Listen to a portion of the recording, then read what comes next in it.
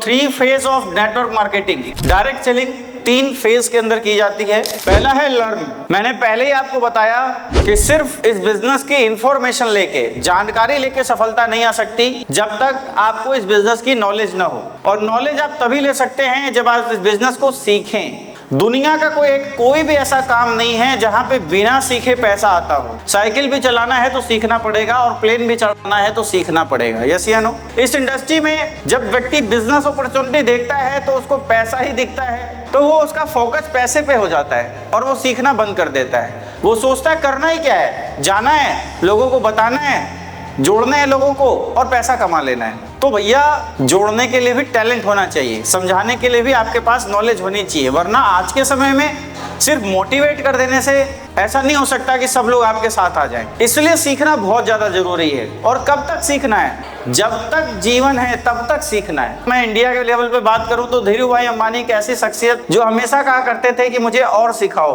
मुझे कुछ नहीं पता, मुझे और सिखाओ, मुझे और सिखाओ। और इसी का नतीजा है कि वो हिंदुस्तान के सबसे रिचेस्ट व्यक्ति बने। लेकिन हमारे इस व्यवसाय के अंदर थोड़ा बहुत जानकारी हो जाने के बाद एक व्यक्ति अपनी लर्निंग प्रोसेस को बंद कर देता है। उसे लगता है कि उसे सब कुछ आ गया, बस वहीं से उसका बिजनेस गिरना शुरू हो जाता है। बहुत सारे लोग एक बार गोल्ड मीटिंग अटेंड कर लेते हैं, फिर क्या बोलते हैं, सर मैंने पिछली बार तो की थी। बहुत सारे लोग एक बार ट्रिपल टी ले लेते हैं, उन्हें लगता है बस अब हो गया।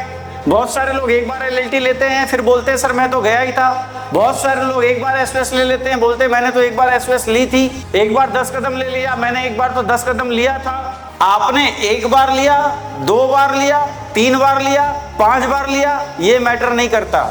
जिस दिन आप 10 कदम खड़े होकर मंच पे लेने लगे, मैं ये बोल सकता हूँ फिर आपको 10 कदम वहां बैठकर लेने की जरूरत नहीं पड़ेगी। तब तक 10 कदम लेना है। जिस दिन आप SOS के मंच पे खड़े होकर SOS की ट्रेनिंग लेने लगे, मैं आपको बोल सकता हूं कि फिर आपको बैठ के वहां ट्रेनिंग लेने की जरूरत नहीं पड़ेगी। जो काम जब तक हम नहीं कर रहे हैं तब तक उस काम को हमको सीखना है। जब उसमें परफेक्ट हो जाएं, उससे एडवांस लेवल पे जाके सीखें। ये प्रोसेस कभी भी स्टॉप नहीं करना आपको इस बिजनेस के अंदर। ऑलवेज अपने आप को अपग्रेड करते रहना है, सिखाते रहना है।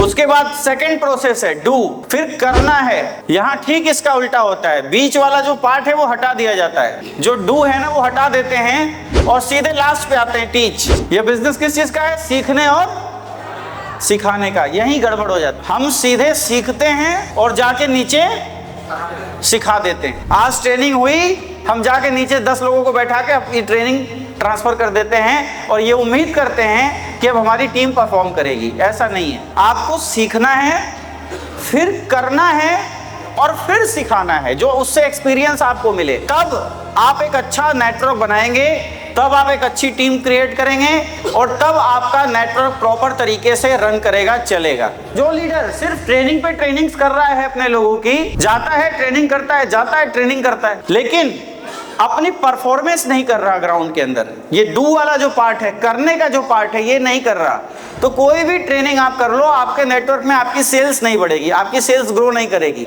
सबसे पहले क्या करेंगे? सीखेंगे, फिर क्या करेंगे?